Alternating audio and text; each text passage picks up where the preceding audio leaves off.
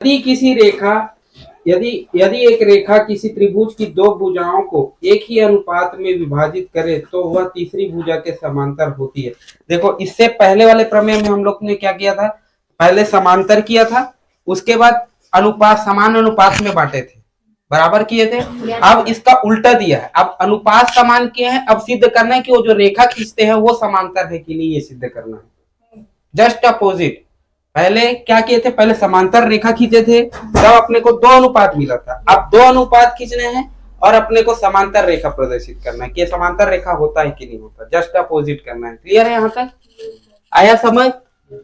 चलो, same process रहेगा, same चित्र रहेगा। चलो, एक त्रिभुज बनाते हैं। ठीक, क्या है ये? ए बी सी, एक बिंदु यहां पास, एक बिंदु यहां पास, मिला देते हैं। ये कौन सा मिल जाता है अपने को? P Q. ये मिल जाता है क्यू। समझ आया है ना? यहाँ पर पहले क्या करते थे अपन, इसके समांतर एक रेखा खींचते थे, तो ए पी बटा बी पी है ना, बराबर होता है ए क्यू बटा क्यू सी, यही होता था। ठीक है, इस बार ऐसे नहीं करेंगे। इस बार अपने को दे दिया है, दो अनुपात सेम रख दिया है। अब अपने को ये जो रेखा खींच रहे हैं वो समांतर है कि नहीं, ये सिद्ध करना है। क्लियर है यहाँ तक?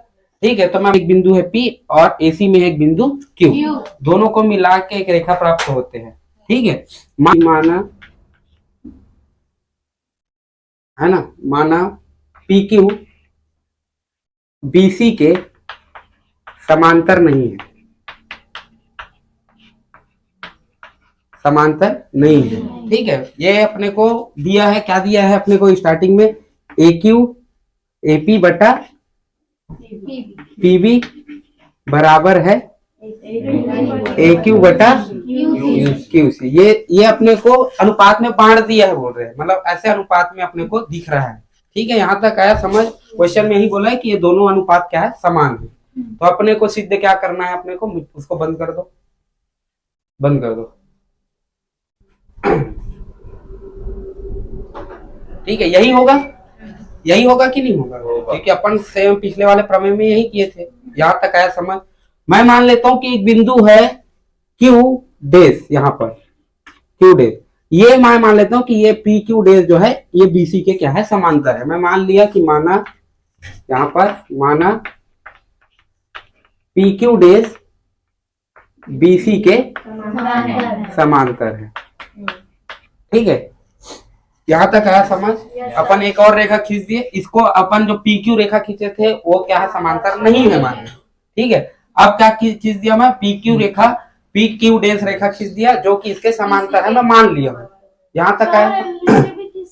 हाँ, कोई दिक्कत नहीं है, कुछ भी वो नीचे भी कर सकते हो, कोई दिक्कत नहीं इससे। ठीक है, यहाँ तक आया समझ? चलो, अब देखो, यदि ये समांतर है तो तुम लोग तो जानते हो ना कि जब समांतर होता है तो क्या होता है, एपी बटा पीबी बराबर ए क्यू डेज बटा क्यू डेज सी, होगा कि नहीं होगा? क्योंकि समांतर में यही होता है ना। इसको समीकरण एक मान लिया हूं ना, पहले में, पहले वाला जो पी क्यू मिला था उससे जो प्राप्त हुआ समीकरण वो एक है। अब एक समीकरण आप कौन से वाले निकालते हैं, पी क्यू डेज से प्राप्त हुआ। तो उसी प्रकार से जब समांतर है तब कौन सा वाला नियम लगाते हैं अपन, आधारभूत समानुपात, आधारभूत समानुपात, यही नियम लगाएंगे।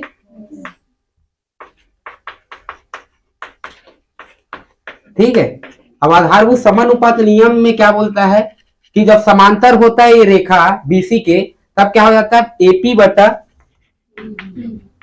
बटा पीबी होता है कि नहीं होता, बराबर होता है किससे, ए क्यू डेज बटा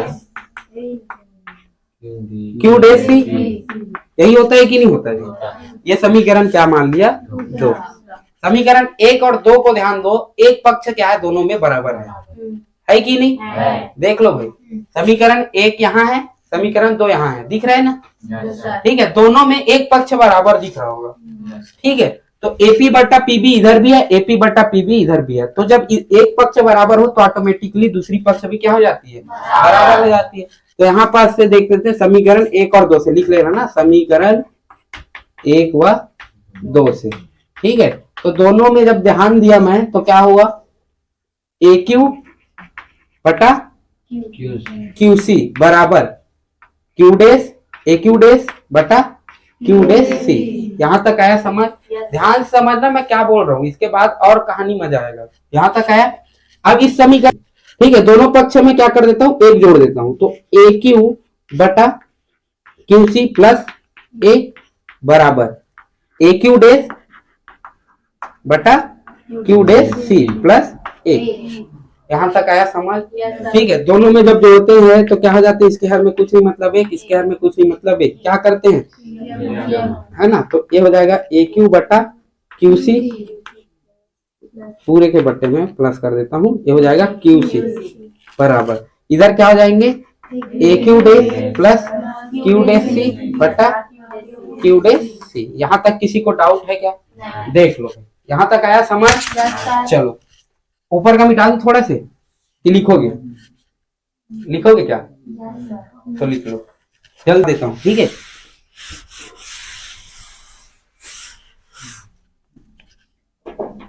चलो, तो यहां से ए क्यू प्लस क्यू सी क्या देगा, ए क्यू प्लस क्यू सी क्या देगा, डायरेक्ट ए सी, तो ए सी बटे क्यू सी प्लस बराबर, इधर क्या देंगे, A Q dash plus Q dash C, ये भी क्या देंगे, ए सी बराबर क्यू डैश सी। होंगे कि नहीं होंगे? अब तुम लोग को एक बात, एक क्वेश्चन पूछ रहा हूं मैं, 10 की बटे में 2, तो आने वाला ऊपर 10 ही है, तो नीचे में क्या होना चाहिए, तुम लोग बताओ।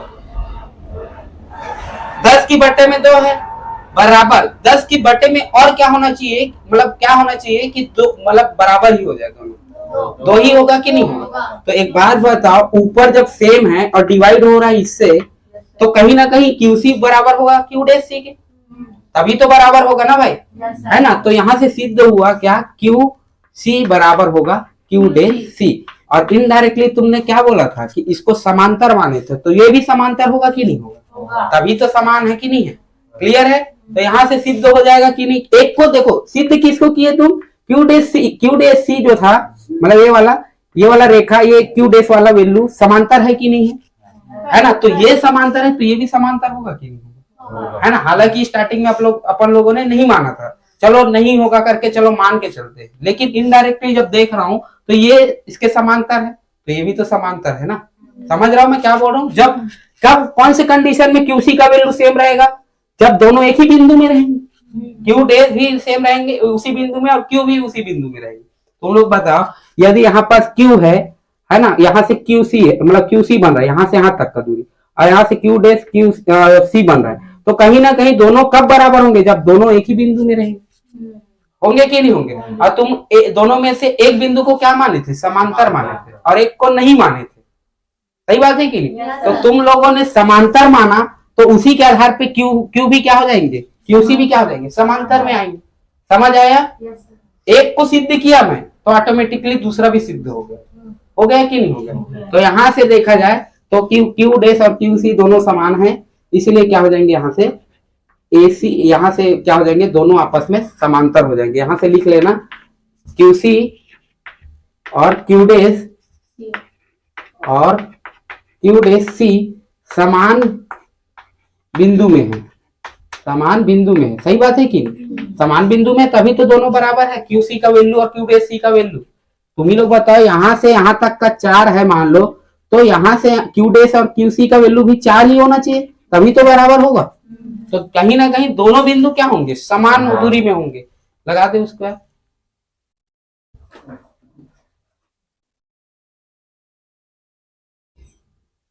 यहां तक आया समझ? ठीक है, तो दोनों कहीं ना कहीं क्या होंगे, समान बिंदु पे होंगे, और समान बिंदु पे है तो एक बिंदु को हम लोगों ने क्या माना था, समांतर माना था, इस कारण से वो पूरा रेखा क्या हो जाएंगे, समांतर हो जाएंगे। समझ आया यहाँ तक? तो यहाँ पर लिख लेना दो क्यू सी और क्यू डैश, क्यू और क्यू डैश, यहाँ लिख लेना क्यू और क्यू डैश, सी कर दिया था, क्यू और क्यू डैश दोनों क्या है, समान बिंदु में है, इसलिए क्या होंगे, वो क्या कहलाएंगे, ये जो रेखा बनेंगे, इससे प्राप्त रेखा वो क्या बनेंगे, समांतर बनेंगे। यहाँ तक आया समझ? कहानी यही है, एक बार फिर से रिपीट कर देता हूँ, क्योंकि तुम लोग को ये प्रमेय, एक भी प्रमेय छोड़ना ठीक नहीं है तुम लोगों के लिए, क्योंकि कोई भी कहीं से भी कुछ भी प्रमेय दे सकता है। समझ आया यहाँ तक? ठीक है, मिटा दो एक बार फिर से। चलो अब रिवाइज करते हैं, एक बार जल्दी जल्दी रिवाइज करता हूँ ना। कल किया था वैसे, तो पूरे एक एक चीज फिर से बता देता हूँ। चलो, एक त्रिभुज लेते हैं, ठीक है, ये है ए, ये है बी और ये है सी। इसके बिंदु पे ये क्या है, एक इसके बीच में एक बिंदु है, विभाजित करने पर एक बिंदु प्राप्त होता है पी और एक क्यू प्राप्त होता है ना। तो अपने को सिद्ध क्या करना था, एपी बटा पीबी बराबर ए क्यू बटा क्यूसी, यही सिद्ध करना था अपने को, है ना। तो ये समांतर है कि नहीं, ये सोच वो करने के लिए हम अपन ने क्या मान दिया, एक और अलग रेखा मान दिया जो समांतर है इसके, समझ आया, है ना। एक और बिंदु इसके ऊपर या नीचे जैसे भी करना है कर सकते हो। तो यहाँ पास में मान लिया हूँ क्यू बेस, तो इसको मिलाने वाली रेखा क्या है, इसके समांतर है, बीसी के समांतर है मान लिया। यदि तुमको लग रहा है कि सर ये समांतर होगा कि नहीं होगा, कैसे सिद्ध करें, तो अपन मान लेते हैं, चलो तुम्हारे हिसाब से चलो समांतर नहीं है, मैं मान लिया। तो समांतर नहीं है तो एक रेखा और बना देता हूँ जो कि क्या है उसके समांतर, समझ आया यहाँ तक, ठीक है। और एक रेखा को सब समांतर रहेगा तो ऑटोमेटिकली ए बिंदु और ए बिंदु दोनों जगह एक आ जाएंगे और दोनों क्या हो जाएंगे, फिर इनडायरेक्टली समांतर ही हो जाएंगे, समझ आया यहाँ तक। तो एक को सिद्ध करेंगे ऑटोमेटिकली उधर चले जाएंगे दोनों, देख लेना है, ठीक है। यहाँ तक आया समझ। तो अपन क्या किया, इसको चलो तुम लोग को डाउट है कि सर ये समांतर नहीं होगा, क्या पता ऐसे करके, तो मैं मान लिया कि चलो समांतर नहीं है, तो एक रेखा और खींच लेते हैं, चलो ये समांतर है, समझ आया, क्लियर है। ये नहीं तो दूसरा मान लेते हैं, चलो ये समांतर होगा करके। तो इसी तरीके से एक रेखा और बना दिया मैं पी क्यू डे, तो ये क्या है तुम्हारा समांतर है मान ली। तो समांतर का आधारभूत नियम लगाऊंगा तो क्या हो जाएंगे बेटा, एपी बटा पीवी बराबर क्या हो जाएंगे, ए क्यू डेस बटा क्यू डेस सी, होंगे कि नहीं होंगे, इस वाले के आधार पे, है ना। ये समीकरण एक है और एक समीकरण दो है।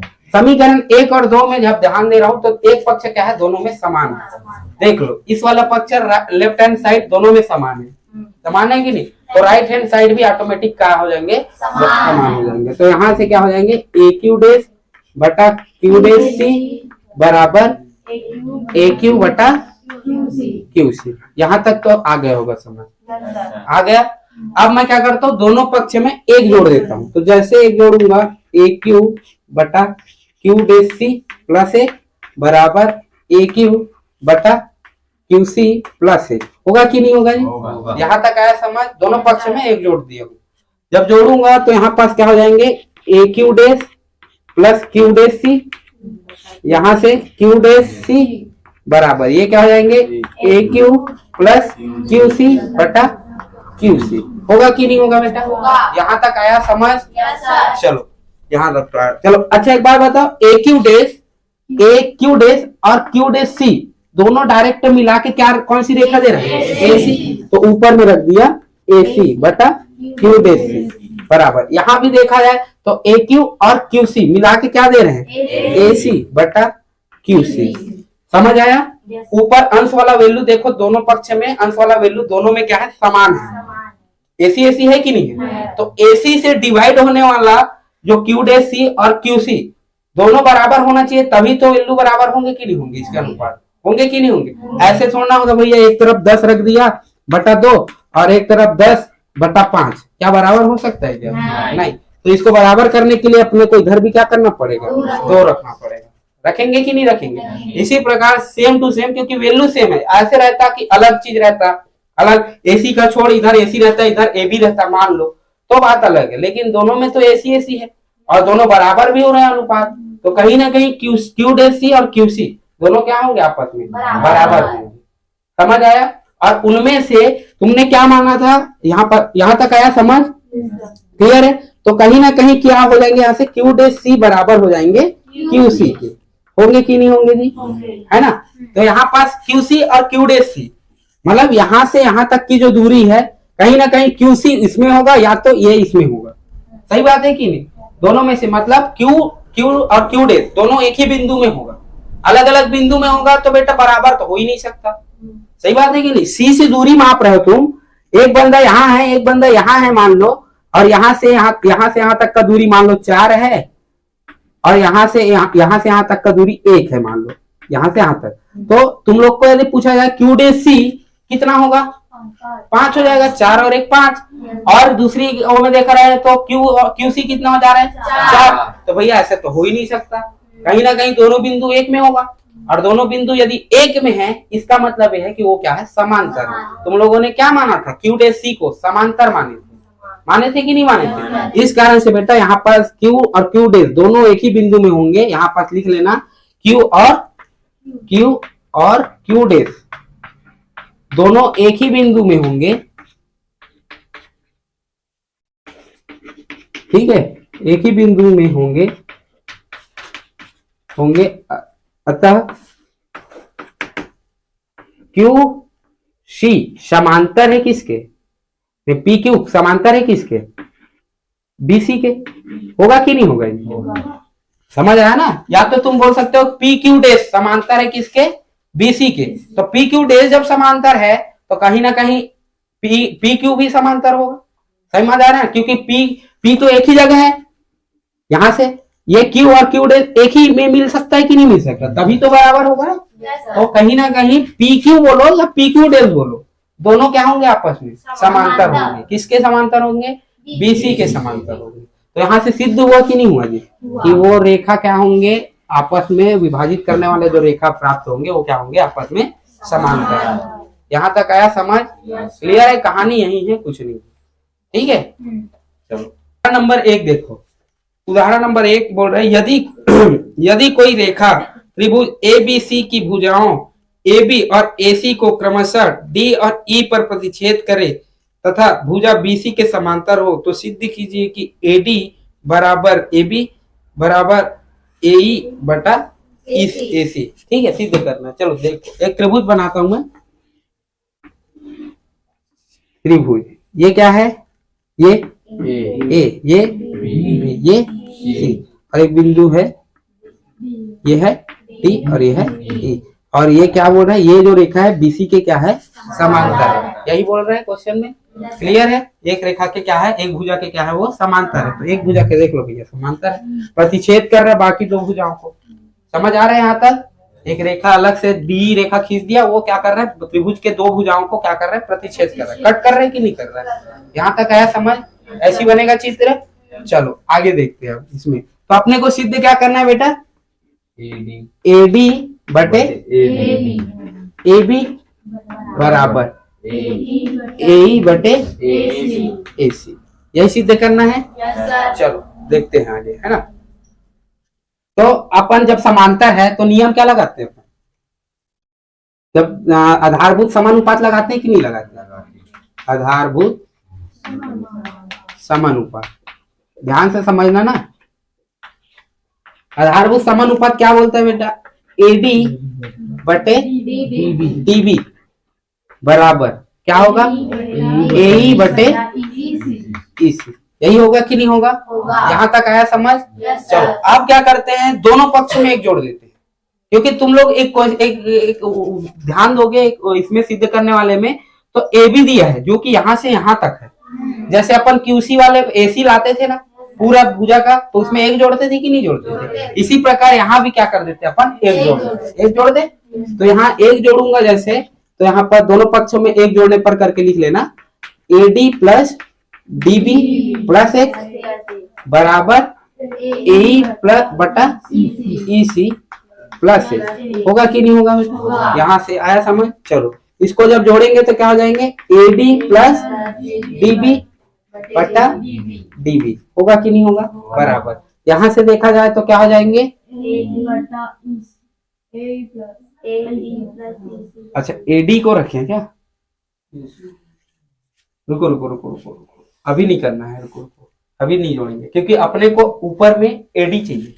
यहाँ DB मिल जा रहा था, DB मिल जा रहा था ना, नीचे DB, तो पहले इसको पलट देते हैं, पलट दें, यही तुम लोग को दिमाग लगाना है भाई, ठीक है। यदि मैं ऐसे यहाँ पर डायरेक्ट जोड़ा रहता तो नीचे क्या मिलता मेरे को, DB मिलता, और ऊपर क्या मिलता मेरे को, AB मिलता, जो कि जिंदगी में नहीं आता ऐसा, समझ रहे हो।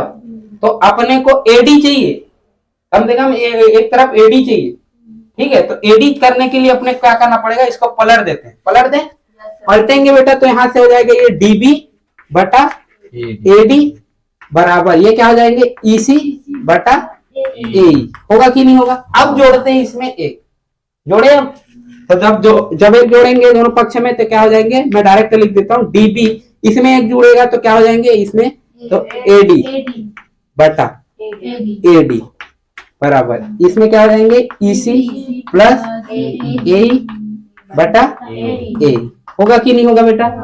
दोनों में एक जोड़ा हूं ना, याद रखना, यहाँ पास लिखा नहीं हूं लेकिन जोड़ा एक हूं, ठीक है, लिख लेना लेकिन एग्जाम में।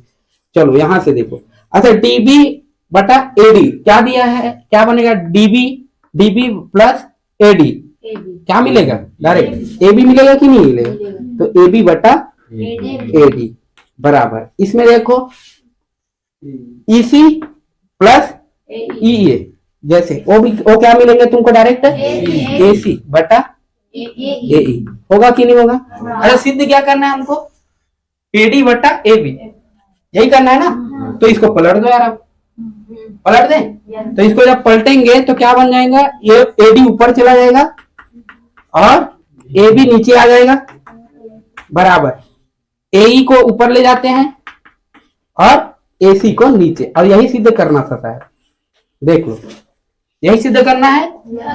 समझ आया, कुछ नहीं करना, बस दिमाग में रखना है। देखो सिंपल यहाँ पर जोड़ दिया था मैं धोखे से, यहाँ पर तुमको ये रखना है कि DB यदि वो जोड़ दूंगा मैं तो AB तो ऊपर आ जाएगा लेकिन नीचे जैसे भी वो AD वाला नहीं आएगा, तो अपने को क्या कर देता हूँ मैं, इसको पलट देता हूँ, AD बचा रहेगा बेचारा नीचे में रहेगा, तो इस कारण से मैं इसको पलटने के बाद एक जोड़ा हूँ इसमें।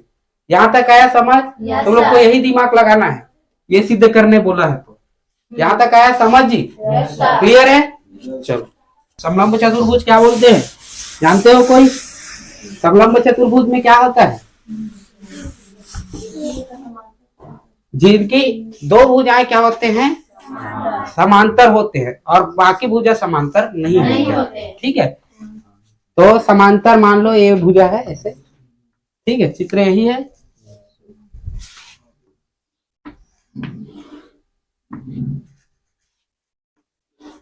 ठीक, ये क्या है, Q R और एक अलग से एक रेखा है, क्या है EF। क्वेश्चन में यही बोला है, ध्यान से देखो, एक समलंब चतुर्भुज है QRST, ये वाला दिया है, इसके मध्य बिंदु पर कौन से QT मध्य बिंदु बोलता हूँ, QT और RS के बीच में क्या है, दो बिंदु है E और F, जो कि क्या है, किसके समांतर है, ST के समांतर है। तो इनडायरेक्टली तीनों के तीनों समांतर होंगे कि नहीं होंगे, क्योंकि देखो ये इसके समांतर है, ये इसके समांतर होगा कि नहीं होगा, क्योंकि ये दोनों आपस में समांतर होते हैं। समलंब चतुर्भुज में दो भुजाएं क्या होती है, आपस में समांतर होती है, तो ये दोनों भुजाएं तो समांतर ही समांतर है कि नहीं है ना, और ये जो है ये वाला बीच वाला वो इसके समांतर है, ठीक, तो इनडायरेक्टली ये तीनों के तीनों समांतर होंगे कि नहीं होंगे। यहाँ तक आया समझ, क्लियर है, ये डाउट है क्या, तीनों के तीनों समांतर होंगे, ये दिमाग में घुस गया। चलो आगे देखते हो, तो अपन क्या करेंगे, सिद्ध क्या करना है हमको, Q E बटे ET बराबर क्या सिद्ध करना है, RF बटा FS, ये सिद्ध करना है अपने को, है ना। चलो तो अपन सबसे पहले काम क्या करते, एक त्रिभुज का निर्माण करते, Q और S को मिलाते हुए एक रेखा खींचते हैं, ठीक है, खींच दिया। ये जो कटान बिंदु मिला बेटा, मैं इसको मान लेता हूं ये क्या है, G है। यहां तक आया समझ, किसी को डाउट है, इतना तो समझ आ गया होगा। आप पूछोगे सर क्यों खींचे, तो इसलिए खींचा हूं मैं क्योंकि इसमें दो त्रिभुज बन जाएगा, और दो त्रिभुज जहां बनेगा वहां पर देखो, जब त्रिभुज बनेगा तो ये समांतर है ना, तो समांतर है तो अपन क्या लगाएंगे, आधारभुज समानुपात लगाएंगे कि नहीं लगाएंगे, ठीक है, तो आधारभुज समानुपात लगाऊं। चलो तो यहाँ पर ध्यान दोगे तो दो त्रिभुज मिल रहे, किसी को डाउट है इतने में, है ना। अब दूसरी बात, कौन कौन सी रेखा समांतर है, QR समांतर है किसके, ET के, EF के, और ये समांतर है किसके, TS के, मतलब इनडायरेक्टली तीनों के तीनों क्या है, समांतर है, इतना तो पता होगा बेटा, क्लियर है यहाँ तक। अब यहाँ ध्यान से देना है, पहले इस त्रिभुज पे क्या लगाता हूं मैं, आधारभुज समानुपात लगाता हूं, इस त्रिभुज में लगा दूं आधारभुज समानुपात, तो क्या हो जाएगा, QE बटे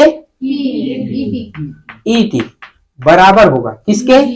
क्यू जी बटे जी एस। होगा कि नहीं होगा बेटा? ये वाले त्रिभुज का काम खत्म। अब कौन सा त्रिभुज बचा? ये वाला त्रिभुज बचा। बचा कि नहीं बचा? आगे पीछे कर सकते हो, उसका जरूरत नहीं है। ऐसे अब तुम लोग ऐसे भी कर सकते हो, ध्यान से समझो। वैसे चित्र से ही ज्यादा अच्छा समझ आता है। चलो, तो एक समीकरण आया समझ। ये पहला त्रिभुज का काम था। अब दूसरा त्रिभुज में देखते हैं बेटा। दूसरा त्रिभुज में भी क्या करेंगे, क्योंकि दूसरा त्रिभुज क्या है, यहाँ पर भी ये भी समांतर है कि नहीं, तो इनडायरेक्टली यहाँ भी आधारभूत समानुपात लगा सकते हैं कि नहीं लगा? तो यहाँ लिख लेंगे इसी प्रकार से करके। तो इसी प्रकार से करके क्या करेंगे यहाँ पर, इसी प्रकार से अपन वो करें तो आर एफ, या उल्टा चलो ना, जैसे इधर चौक की तरफ से लाए इधर भी चौक की तरफ से ले चलो, ठीक है। तो यहाँ पर क्या आ जाएंगे, एस एफ बटे एफ आर। उसी प्रकार से जी एस जी क्यू। किसी डाउट है क्या इसमें? नहीं है ना? देख लो भाई, यहाँ तक आया समझ। चलो मैं इसको पलट देता हूँ, पलट दूं तो इसको पलटूंगा तो एफ आर ऊपर चला जाएगा और क्या आ जाएगा नीचे, एस एफ बराबर। और इसी प्रकार से एफ एस या एस एफ जो भी लिखो, और यहाँ पर से क्या आ जाएंगे, क्यू जी या जी क्यू जैसे भी हो, और ये जी एस। आया यहाँ तक समझ? दोनों समीकरण देख लो भाई, दोनों समीकरण में एक पक्ष सेम होगा। सेम है कि नहीं है? कौन सा पक्ष सेम है? राइट हैंड साइड सेम है। देख लो यहाँ भी क्यू जी एस, क्यू जी और जी एस, यहाँ भी क्यू जी और जी एस सेम सेम है कि नहीं? तो जब इस तरफ पक्ष सेम है तो इस पक्ष भी क्या होंगे, आपस में सेम होंगे कि नहीं होंगे? तो यहाँ पास मैं लिख सकता हूँ क्या, क्यू ई बटे ई टी बराबर, यहाँ पास क्या हो जाएंगे, आर एफ को, एफ आर को मैं आर एफ भी लिख सकता हूँ क्योंकि कोई दिक्कत नहीं, और इसको मैं एफ एफ लिख सकता हूँ कि नहीं लिख सकता? और मेरे ख्याल से यही सिद्ध करने बोला था। देखो आया कि नहीं आया? आ गया समझ? ठीक है, देख कोई दिक्कत नहीं इसमें। देखो ये समीकरण ध्यान से समझना है ना, नहीं आया होगा समझ तो ध्यान से समझना रे।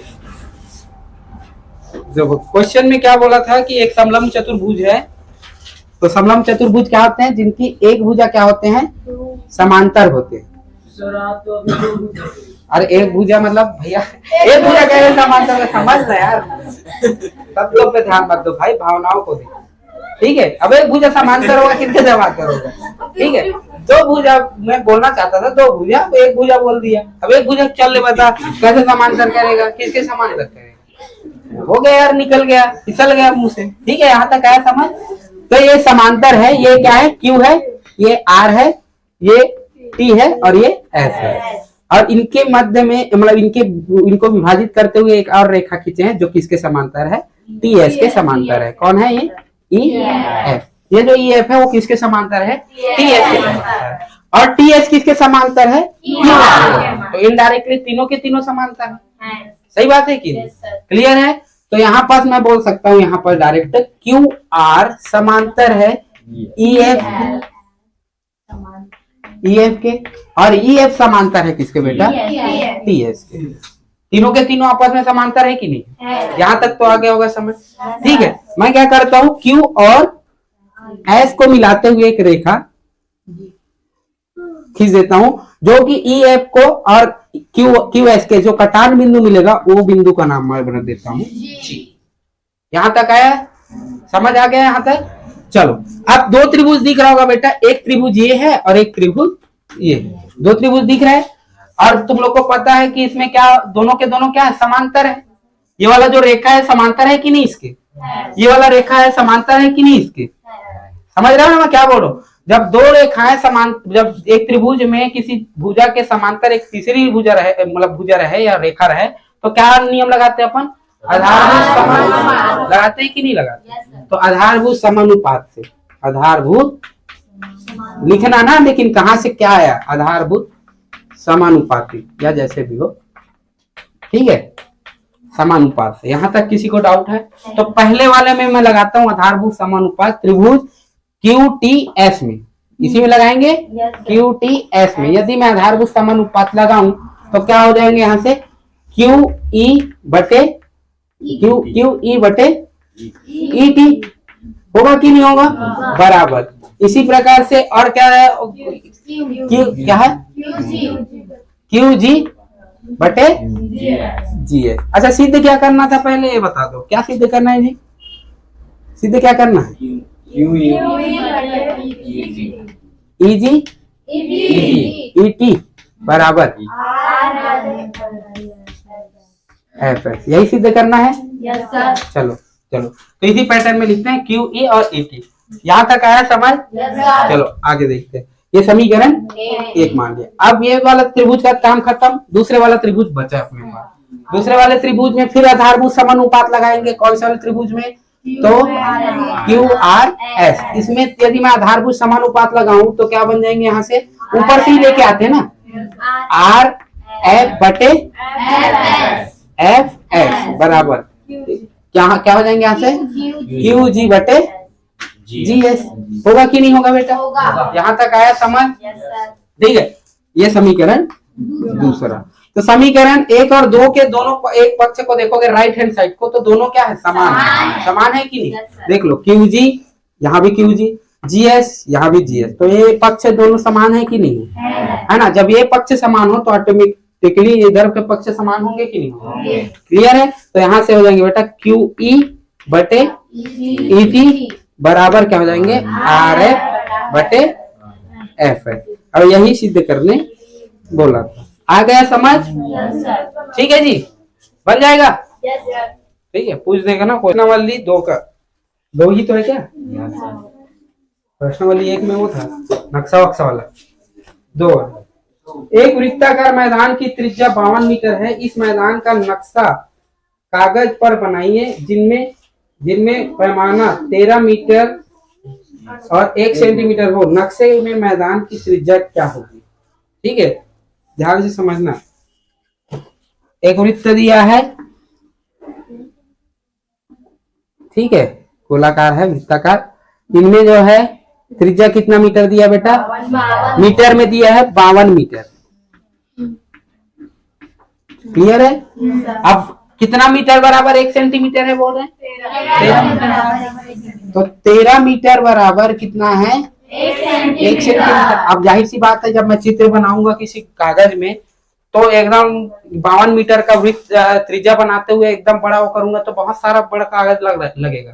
तो इसको हम लोग जब नक्शा बनाए तो उसमें हम लोग कर दिए 13 मीटर बराबर कितने के बराबर है? 1 सेंटीमीटर। समझ आया?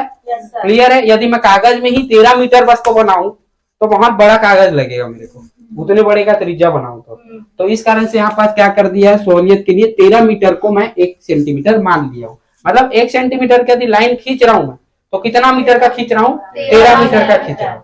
समझ आ रहा है यहाँ तक?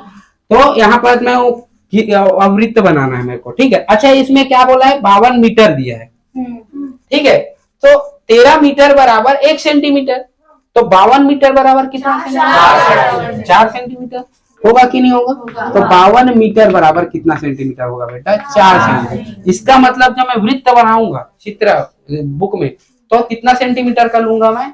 त्रिज्या 4 सेंटीमीटर का त्रिज्या लूंगा। मतलब ये जो त्रिज्या है कितना सेंटीमीटर का रहेगा? 4 सेंटीमीटर का रहेगा। किसी को डाउट है? ठीक है, तो आंसर आएगा हमारा त्रिज्या, यदि नक्शे में देखा जाए तो त्रिज्या आएगा 4। समझ आ रहा है? और एक्चुअल में पूछा जाए तो कितना आएगा? 52। समझ आया? वो तो दिया है एक्चुअल वाला, वास्तविक वाला, लेकिन अपन जो बनाए हैं वो के अनुमानित वाला वो कितना है? 4 सेंटीमीटर। तो क्वेश्चन में यही पूछा था, जब नक्शे में वृत्त बनाऊंगा 52 मीटर का, तो जो त्रिज्या 13 मीटर बराबर 1 सेंटीमीटर हो, तो जब नक्शे में बनाऊंगा उस वृत्त को तो उस टाइम में उसका त्रिज्या का मान कितना होगा? तो 4 सेंटीमीटर होगा। यहाँ तक आया समझ? सही पूछा था। तो त्रिज्या का मान कितना हो जाएंगे? 4 सेंटीमीटर। यही क्या है तुम्हारा आंसर। वृत्त बना बोला है, किसी आयत की 2 आसन्न भुजाओं की माप क्रमशः 5 सेंटीमीटर और 7.5 सेंटीमीटर है। निम्न स्केल गुणांक मानते हुए नए आयतों की भुजाओं की माप ज्ञात कीजिए और तथा क्षेत्रफल भी पता कीजिए। चलो, क्या दिया है जी? दिया है, क्या दिया है? कितना दिया है? 5 सेंटीमीटर दिया है और 7.5 सेंटीमीटर। तो आयत की एक्चुअल मतलब गुणांक के हिसाब से यदि मैं निकालूं आयत की लंबाई चौड़ाई तो क्या होगा वो बताएंगे, ठीक है। ध्यान से देखना, पहला क्वेश्चन क्या दिया है, गुणांक कितना दिया है 0.8, यही दिया है, क्लियर है। अब गुणक बोला है बेटा, तो गुणक मतलब क्या करना है, इसमें डायरेक्ट गुणा करना है, क्लियर है। तो इससे प्राप्त तो हुआ जो वैल्यू है वो क्या हो जाएंगे यहाँ से, तो 5 गुणा 0.8 कितना हो जाएंगे, 8 पंचे 40, दशमलव के बाद है तो कितना हो जाएंगे, तो ये दशमलव के बाद 0 रहता है उसको नहीं लिखना, तो क्या हो जाएंगे यहाँ पास वैल्यू 4 आएंगे, 5 का वैल्यू क्या रहेंगे 4 रहेंगे। उसी प्रकार से यदि मैं 7.5 का लिखूं तो इसका इसमें भी किसका गुणा करूंगा, 8 का, तो कर दे गुणा, 8 पंचे 40, हसी लाया 4, 8 सत्ते 8 सत्ती 56, यही होता है ना, 56 और 4 60, दशमलव लगाऊंगा कितना अंक पहले, 2 अंक, तो 1 अंक, कितना आ जाएंगे बेटा 6। तो यदि तुम लोग को पूछा जाए 0.8 का गुणक के आधार पे इसकी लंबाई और चौड़ाई बताओ, तो लंबाई होंगे तुम्हारा 6 और चौड़ाई होंगे तुम्हारा 4। यहाँ तक आया समझ। गुणक मतलब इसमें डायरेक्ट गुणा करना है। अब क्षेत्रफल निकालो, तो क्षेत्रफल क्या हो जाएंगे जी, लंबाई गुणित चौड़ाई, कितना होंगे 24, तो 6 चौक 24 होंगे कि नहीं होंगे, यहाँ तक आया समझ। इसी प्रकार से दूसरा क्या दिया है जी, 1.2, तो 1.2 यानी 5 के साथ गुणा करूं तो कितना आ जाएंगे 1.2, तो 12 पंचे 60, दशमलव के बाद 1 अंक, तो ये कितना हो जाएंगे 0 खत्म, तो ये आ 6। फिर उसी प्रकार से इसके साथ 7.5 गुणा 12 मतलब 1.2, यही होगा, गुणा करो, 12 पंचे 0, हंसी लाया 6, 12 सत्ते 84, ठीक है, होता है कि नहीं होता जी, ठीक है। और 84 और 6 कितना होता है 90। तुम लोग तो गधे हो, मेरे भी गधा बना रहे, ठीक है। दशमलव के बाद 2 अंक ऐसे, तो कितना आ जाएंगे बेटा 9। आए यहाँ तक।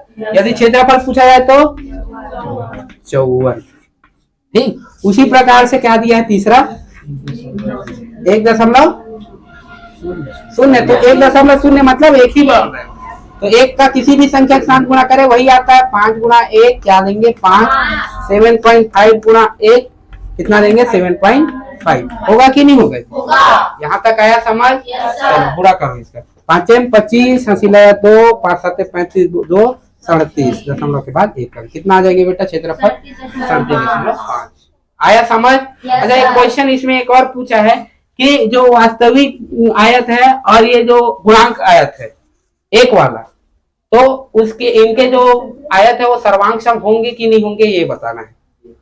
तो क्या सर्वांग सम होंगे, देख लो क्वेश्चन में ये पूछा है, लास्ट उसी क्वेश्चन में देखो कि जो वास्तविक है और जो गुणक वाला जो मान है ना, गुणक के माध्यम से जो मिल रहा है आयत, वो उनके वो जो है दोनों आयत क्या आपस में सर्वांग सम है, देख लो। सर्वांग सम किसे कहते हैं जानते हो ना, एक दूसरे को पूरी तरह ढक लेते हैं।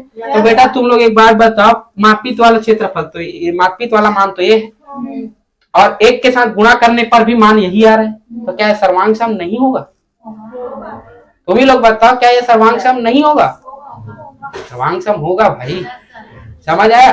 कहने का मतलब यहाँ पर देखो ये वाला लंबाई और ये वाला चौड़ाई जैसे भी हो, और ये वाला लंबाई चौड़ाई सेम तो है क्या, एक दूसरे को ढक लेंगे ना, बताओ ढकेंगे कि नहीं ढकेंगे। एक के साथ गुणा हो रहा है भैया, कोई फर्क पड़ेगा ही नहीं उसको। हाँ ये बोलता कि ये वाला और ये वाला में बताओ तो नहीं ढक पाता, क्योंकि देखो ये इसमें 5 है यहाँ पर 4 है, छोटा बड़ा हो जाता तो ये नहीं ढक पाएगा। इसमें देखो 5 है यहाँ पर 6 है, यहाँ भी छोटा बड़ा हो जाता नहीं ढक पाएगा। लेकिन इसमें देखो यहाँ 5 है यहाँ भी 5 है, ढक लेगा। यहाँ 7.5 है यहाँ 7.5, ये भी ढक लेगा, तो ये सर्वांग सम है। आया समझ, बन जाएगा नहीं भाई, ठीक है। तो आंसर